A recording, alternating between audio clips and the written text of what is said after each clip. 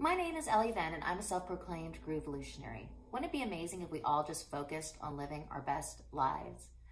Today I'm going to talk to you about practices, but before I begin, I'm going to ask you to go ahead and click on the subscribe button and also on the notification button because I want you to take a ride on the Groovalutionary train.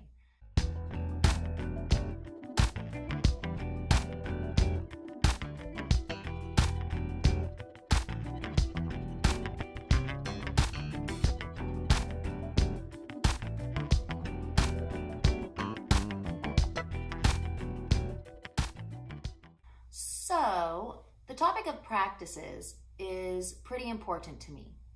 I am pretty self-motivated. I'm easy to engage when it comes to my creative projects. I'm an all-in kind of gal. But life throws you curveballs, and the idea of placing practices into your life in order to create grounding forces has been the most powerful shift I have made in my life, and it has helped me exponentially in all things creative and all things personal and all things business, really, everything.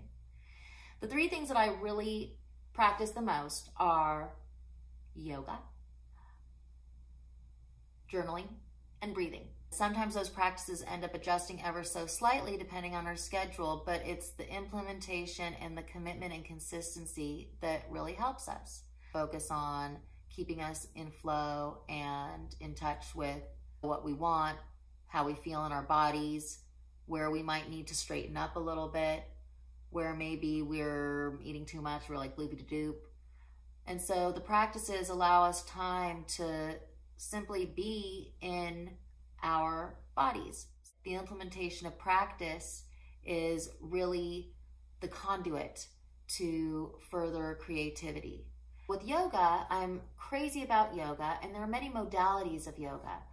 And I practice Kundalini, I practice Ashtanga, I practice Vinyasa, sometimes I practice Yin. I love holistic yoga flow, I love Strala. There are many, many, many modalities and some amazing teachers that really they offer, first of all, classes that are anywhere from 5 minutes to 90 minutes. You can find a lot of the things online. You can go to a local class where you can bond with like-minded people hoping to elevate themselves. It's going to shift my space. It's going to shift my energy. One of my best teachers is called Elliot, and he's a holistic yoga flow and yin teacher and meditation teacher. And he always says, if you don't like your thoughts, then just change them. And so that's actually one of my practices. I sometimes don't do that. I sometimes haven't done that, but having learned that I can be empowered so easily makes it really easy to flip the switch and makes it really easy to reframe my thought when I'm deciding that I want to stay in a certain space and that I'm responsible for staying in that space. The practices become key to keep me in line with who and what I am creatively and what I feel that I bring artistically to a situation. When I first used to record in studios, there's so much going on. There's a lot with the performers, there's a lot behind the scenes, there's a lot going on in terms of setup. There's also all this there's a social component. And by the time I was getting to singing, I was jacked up on caffeine and totally distracted by the hot engineer in the studio. And I would lose focus and maybe not perform to my full potential. So I will actually do yoga in the booth, and sometimes I'll do yoga for like 2 minutes. It might include a downward dog. It might include shaking it out. All of those kinds of things, all of those movements of energy actually help to feed your creative fire and keep you in flow instead of stagnated. Journaling helps me creatively in the way that sometimes there's a little bit of muck, and it keeps us away from the core of our feelings at times, I have learned. I am a big fan of a writer named Julia Cameron, and she wrote a book called The Artist Way. She recommends that you journal every morning, and when you do journal, you're to journal 3 pages. You're to keep your pen to the page, blah, blah, blah, blah, blah, blah, blah, if nothing's coming out, but then eventually something is going to hit. And the commitment is to the 3 pages and for the time to express. Simply committing to communication. It's not to your boss, it's not to your boyfriend, it's not to your bestie. Allow yourself to process your own feelings whenever you need to.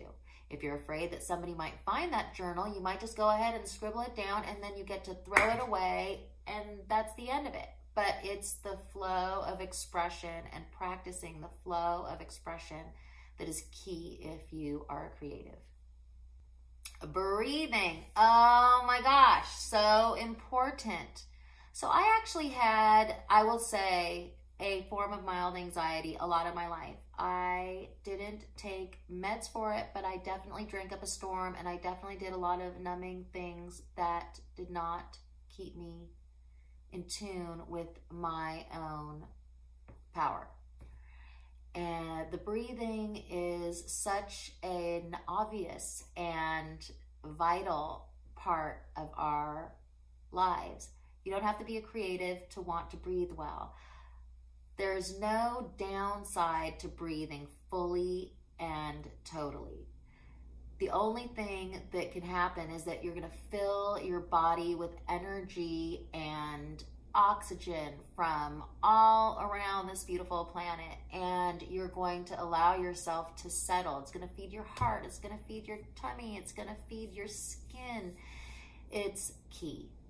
And so what I'd like to suggest is to go on YouTube and look for breathing exercises. Try to find a teacher that speaks to you, and there's really no excuse. It's free, it's fast, and it is important to breathe fully and think of it as a skill. A lot of my breathing ends up happening with my yoga practice, but the way that I put it into my own life is by doing things such as just standing. I sometimes, like, even if I'm in the kitchen and I'm a little bit frazzled because I've taken on too many dishes or there's too many cooks in the kitchen, I literally can just put my feet shoulder distance apart, close my eyes for 2.2 seconds, breathe in and breathe out, and the whole world has changed. I want to make sure that I emphasize the idea that to have a practice, to practice a practice, to commit to a practice doesn't mean that you punish yourself when you're unable to execute the practice. It means that you notice that you didn't have time to do something, or maybe if you forgot to do it in the morning, allow yourself to do it in the evening. And it means you just continue on and decide to integrate things that you think will help center you and help you excel and elevate. I really like feeling like I'm in control of my mind and my destiny, and breathing and yoga and practices are the thing that keep me in touch with that ability.